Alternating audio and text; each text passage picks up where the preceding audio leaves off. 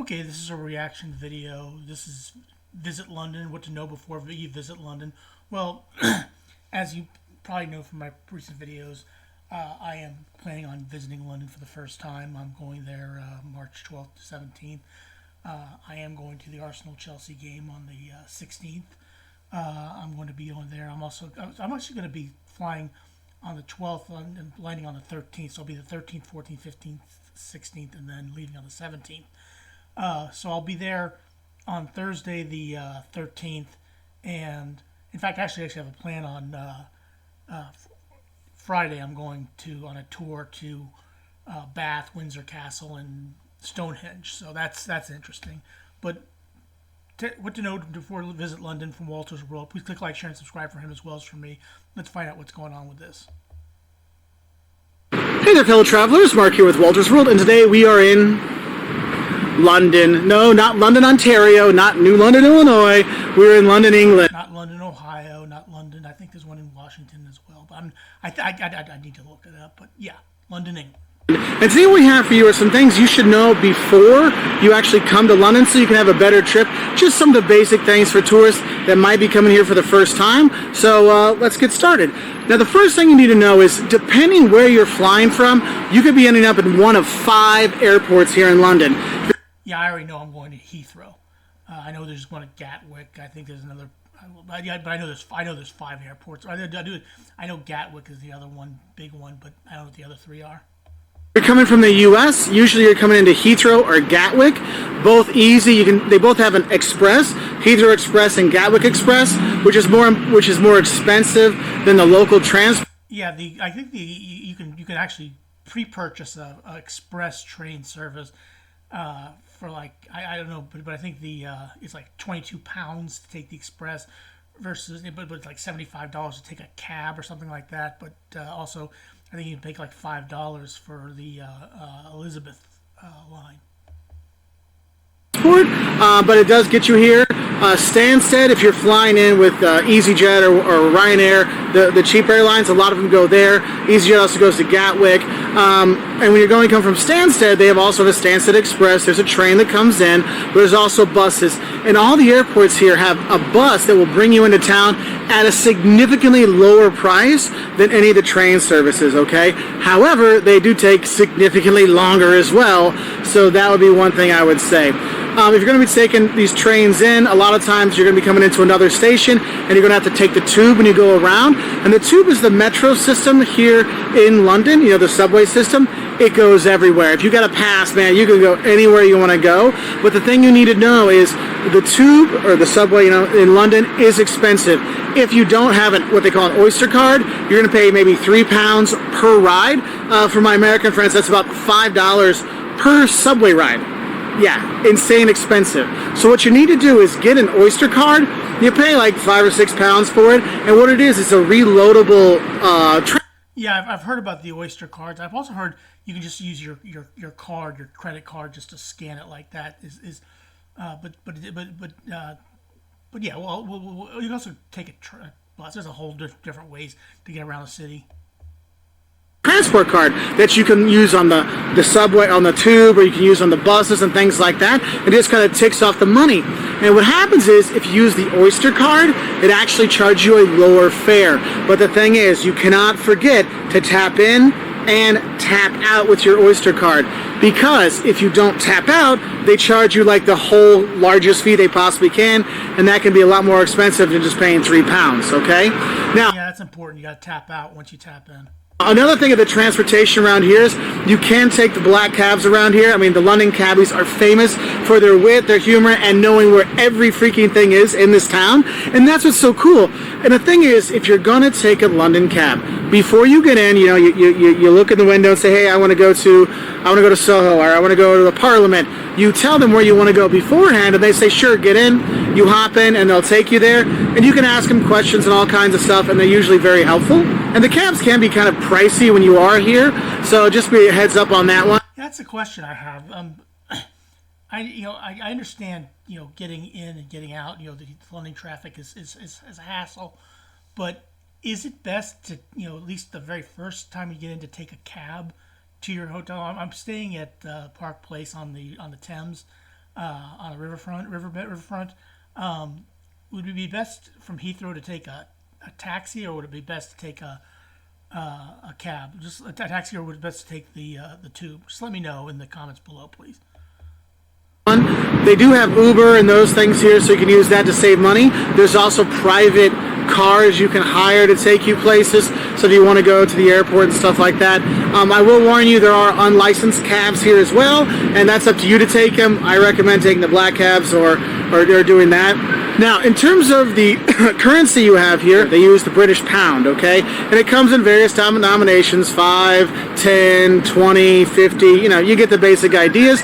But also they have coins. There's a £1 coin and a £2 coin. And there's more. Yeah, that's kind of like in Germany. They had the euro, £1, the euro, because I think the denominations in paper don't go below 5 euros.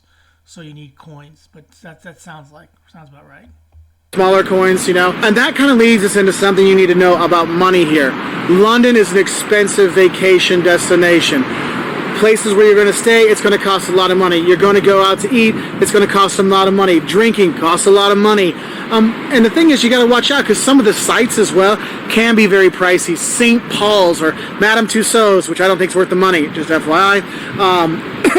The Tower of London. These things can really add up. But what's cool is here in London, they have tons of free stuff you can see. Like, going to see the Parliament from outside, or going to the British Museum to see the sarcophagus from the Egyptians, or going to see the stuff from Greece. I mean, there's the Rosetta Stone. There's so many fantastic things at the British Museum. And the Tate Modern, the National Gallery. There's all kinds of really cool free stuff to do around town that you don't have to spend a lot of money when you are here. But just know, if you do go to a paid place like Westminster Abbey, which is really cool and well worth it, you will pay quite a bit. All right. Now, with the money, you might say, where should I exchange my money? Just bring your ATM card from your home. Make sure you let your bank in the U.S. or your home country. Yeah, I know about that. I used to work at a bank. You need to let them know that you're going to be traveling international, so that you can use your card internationally. Know that you're going to be in England, so therefore they know that, this card's in England. They'll let you take out money, because in general, when you use your debit card from your local bank, it usually gives you a better exchange rate and less fees. Because if I take money out with my normal Visa card, well, they might add a 3% charge onto that, and another charge here and there, and the bank here might have a charge. So your best bet is your ATM debit card from your home bank. Just let them know before you go. And also, ATMs are all over London, so you can get money anywhere. It's not a problem. And they do accept credit cards pretty much everywhere, so it's like the U.S. that way, that you don't really need to get. I've seen some videos on fish and chips places where they only take cash only, and you don't know till you actually get there, or unless you've been there before. I've never been there before, but that is interesting to know that there are cash only places.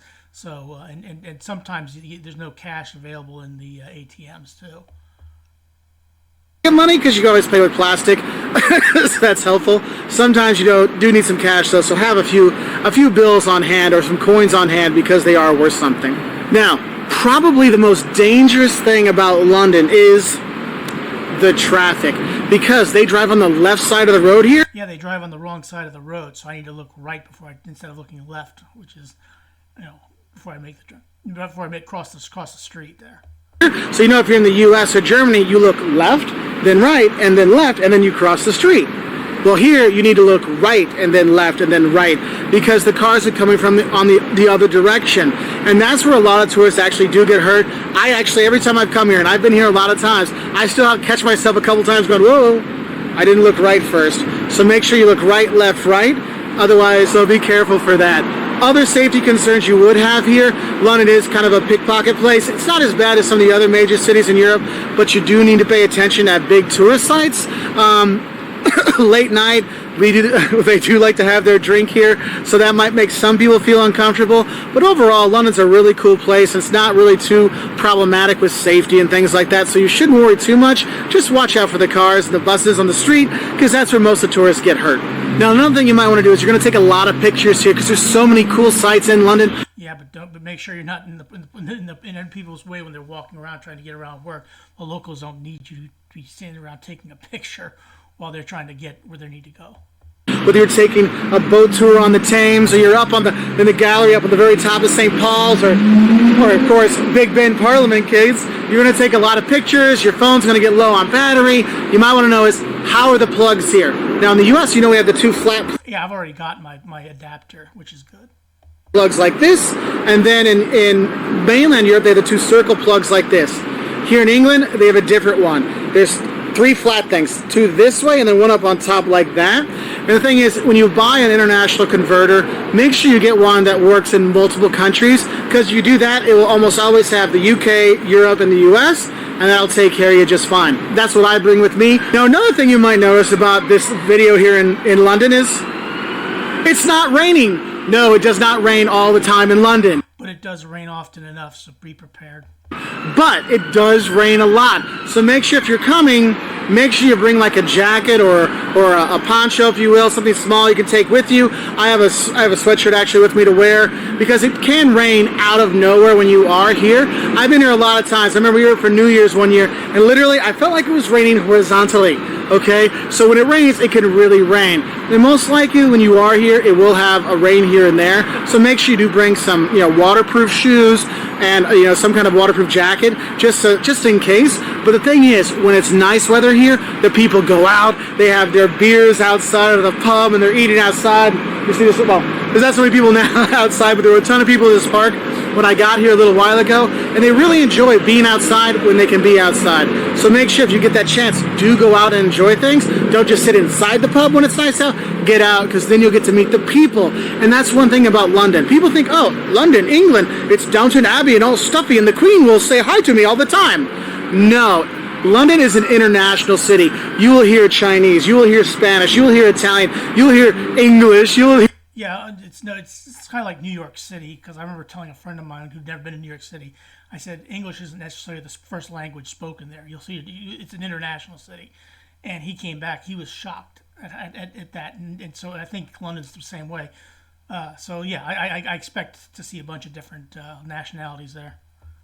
You'll hear Scottish, you'll hear all kinds of stuff, and that's what makes this city so cool. Is it's a really like integration of all these places throughout the world here in Europe, and that's what's cool. It's like a New York with all the different people and all the different nations and all the different religions, all the different people, and it's a really cool thing, and that adds to the feel of London. So when you go to different sections of town, you can really feel it. You don't just go to Piccadilly Circus to see the one statue and the things, and Leicester Square to see the pictures. You go to Chinatown to have really good Chinese food, or you're going to the West End to see a show with actors from all over the world that you've seen in movies and all kinds of stuff. And this international feel of London really is one of the coolest things about it. That's why a lot of people move here to work, because you can be from anywhere and still be a Londoner. So it's really kind of a cool thing. And the last thing I want to say is, what are you going to eat when you're here? Look, I know England doesn't have the greatest food, fish and chips. Reputation for food. I mean, no one would say, I'm going to England for a culinary vacation. Look. Those are bangers and mash, if I'm not mistaken. Sausage, mashed potatoes, and you got the side of peas. You can hit up the pubs or the chippies and stuff like that and get your fish and chips. Your really English food, like your fish and chips and your steak and kidney pie, or if you're here on a Sunday, the Sunday roast, with Yorkshire pudding. There's all kinds of great English things you can do in the pubs. But what's cool is, like I was talking about before with Chinatown, the Chinese food, you have so many different nationalities here, and they brought their cuisines from all over the world, and you can eat. I've heard Indian food is really good in London as well. Let me know. Great here, whatever it is you want. I spent 15 years living in Europe, and whenever I missed America and I wanted to have some more international food, I would come here for great American food, great Mexican food, great Chinese food, all kinds of stuff. And that's what's cool about London. You can eat and drink so well. Anyway, I hope this helps you to prepare for coming to London. If you want to learn more, 5 things you'll love and hate about visiting London, 10 things that'll shock you about London, some don'ts about visiting London, check us out on our website at waltersworld.com. We're also Yeah, please click like, share, and subscribe for Walter's World. But I'm fascinated. I'm gonna find out myself what London's like. I'm going to be there for a couple days actually. I'm gonna land Thursday, Friday. I'm going to be going on a tour outside of London. But and then Sunday I'm going to the Chelsea Arsenal game. But so really a couple days in London to experience for myself. So I'll be very fascinated to see what it's like. But please click like, share, and subscribe for Walter's World, as well as like, share, and subscribe for me. Have a good rest of your day. Thanks for watching.